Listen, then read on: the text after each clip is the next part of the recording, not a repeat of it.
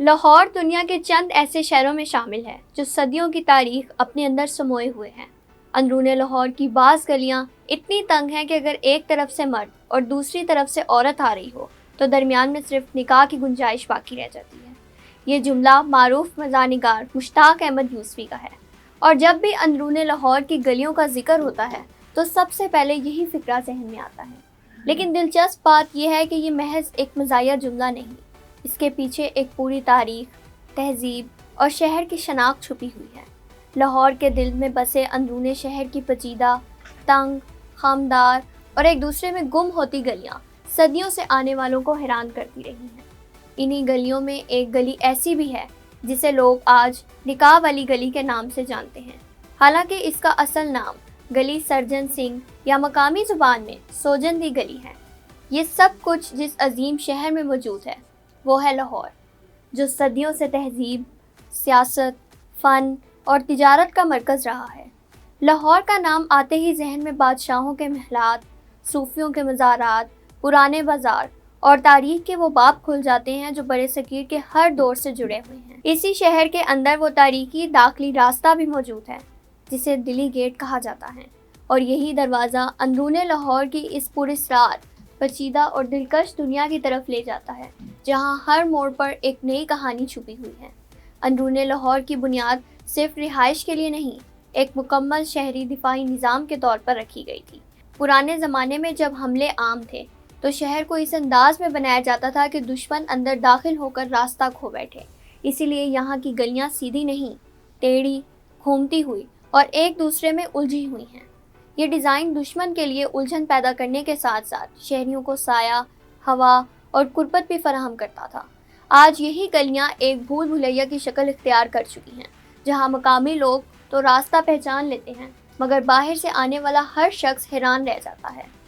مورخین کے مطابق اندرون لاہور کا موجودہ ڈھانچہ مغل دور، سکھ دور اور برطانوی عہد کی مختلف تہذیبی پرتوں کا مجموعہ ہے۔ یہی وجہ ہے کہ ایک ہی گلی میں کہیں مغل طرز کے جھروکے نظر آتے ہیں، کہیں سکھ دور کی تعمیرات دکھائی دیتی ہیں اور کہیں برطانوی دور کے اثرات نمایاں ہوتے ہیں۔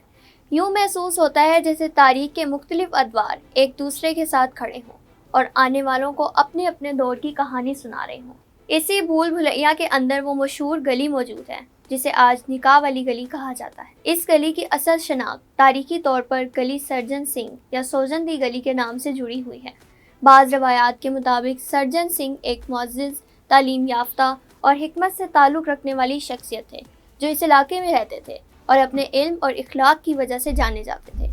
ان کے نام پر اس گلی کو شناخت ملی، لیکن وقت کے ساتھ ساتھ جب زبان عام بول چال میں بدلی تو اصل نام دھندلا ہو گیا اور لوگوں نے اسے اپنی روزمرہ کی زبان میں مختلف انداز سے یاد رکھنا شروع کر دیا۔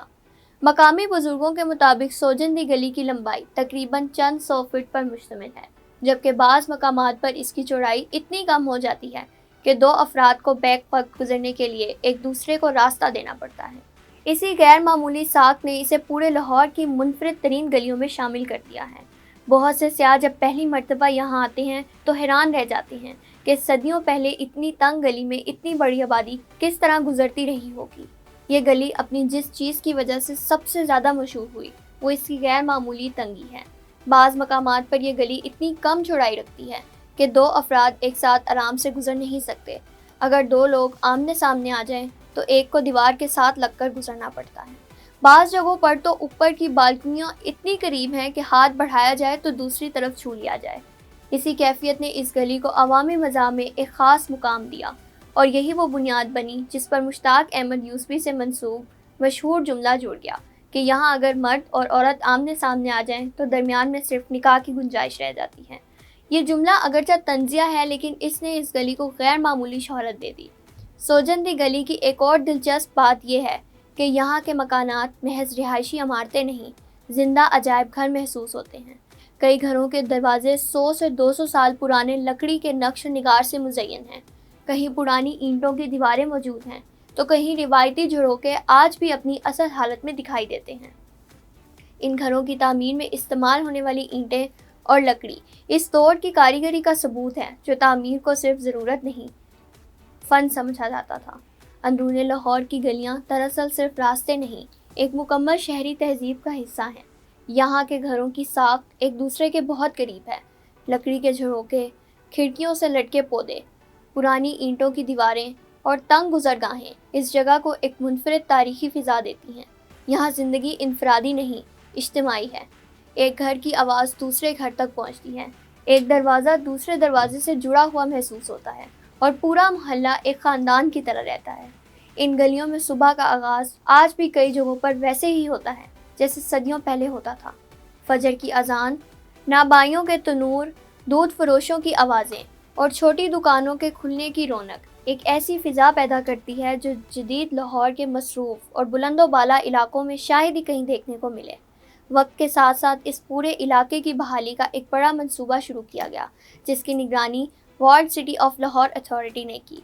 इस मंसूबे का मकसद सिर्फ मुरम्मत नहीं था, बल्कि इस तारीख़ी विरसे को इसकी असल शक्ल में वापस लाना था।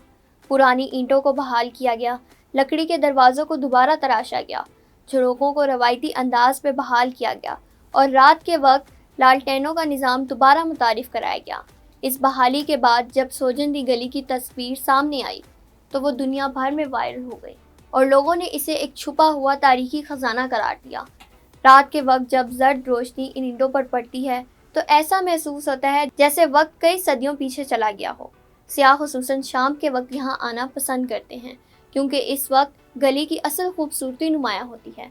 पुरानी दीवारों पर पड़ती रोशनी, खामोश फ़िज़ा और तारीखी माहौल इस जगह को फिल्मी मंजर का रूप दे देता है। आज ये गली सिर्फ रिहाइश नहीं रही, एक मुकम्मल सियाहती मकाम बन चुकी है। मुल्क के मुख्तलिफ हिस्सों से लोग इसे देखने आते हैं और गैर मुल्की सियाह भी इसकी तंग गलियों, पुरानी दीवारों और रवायती माहौल को देखकर हैरान रह जाते हैं। छोटे कैफ़े, चाय के ढाबे और मकामी खानों की खुशबू इस गली को एक मुकम्मल तजर्बे में बदल देती है। सियाह कहते हैं कि यहाँ सिर्फ जगह नहीं देखी जाती, एक पूरा ज़माना महसूस किया जाता है। अंदरूने लाहौर की ये दुनिया सिर्फ एक गली तक महदूद नहीं, उसके आसपास और भी कई मशहूर गलियाँ हैं जो अपनी अपनी अलग शनाख्त रखती हैं। गली गोबरचियाँ अपनी इंतहाई तंग साख की वजह से जानी जाती हैं, जहाँ रोशनी भी महदूद हो जाती है और रास्ता एक सीधी लाइन में नहीं रहता। सबील वाली गली अपनी तारीखी सबील की वजह से मशहूर है, जहाँ आज भी पानी पिलाने की रवायत ज़िंदा है, जो सदियों पुरानी मेहमान नवाजी की अलामत है। पान गली एक वक्त में तिजारत का अहम मरकज़ रही, जहाँ तकसीम से पहले और बाद में मुख्तलिफ सकाफ़ती अशिया फ़रोख्त होती रहीं। ये तमाम गलियाँ मिलकर एक ऐसा शहरी जाल बनाती हैं जो सिर्फ रास्ते नहीं, एक मुकम्मल तहज़ीबी निज़ाम है। यहाँ की सबसे बड़ी ताकत इसके लोग हैं। अंदरूने लाहौर के रहने वाले अफराद नस्ल दर नस्ल इसी माहौल में रहते आए हैं। उनके दरमियान रिश्ते सिर्फ हमसायगी तक महदूद नहीं, ख़ानदानी ताल्लुकात की तरह होते हैं। खुशी हो या गम, सब एक साथ मनाया जाता है। किसी के घर में शादी हो तो पूरी गली शामिल होती है, किसी के घर में दुख हो तो पूरी गली शरीक होती है। यही इज्तिमाई ज़िंदगी इस इलाके को जदीद शहरों से बिल्कुल मुख्तलिफ बनाती है। शायद यही वजह है कि अंदरूने लाहौर को सिर्फ एक तारीखी मकाम नहीं, एक ज़िंदा तहज़ीब कहा जाता है। यहाँ ईंटें भी बोलती महसूस होती हैं, दरवाजे भी तारीख सुनाते हैं और गलियाँ भी माजी की दास्तानें बयान करती हैं। ये वो जगह है जहाँ जदीदियत और रवायत आज भी एक साथ सांस लेती हैं। ये गलियाँ सिर्फ ईंटों और रास्तों का मजमुआ नहीं, वक्त की तहों में छुपी हुई एक मुकम्मल तारीख है। हर कदम एक नया मंजर दिखाता है, हर मोड़ एक नया बाब खोलता है और हर दीवार किसी पुराने दौर की कहानी सुनाती है। और इन्हीं सब में सबसे ज़्यादा मशहूर, सबसे ज़्यादा दिलचस्प और सबसे ज़्यादा ज़ेर बहस गली आज भी वही सोजंदी गली है, जो ना सिर्फ लाहौर बल्कि पूरे खित्ते की तहज़ीब, मज़ा और तारीख का एक ज़िंदा इस्तारा बन चुकी है।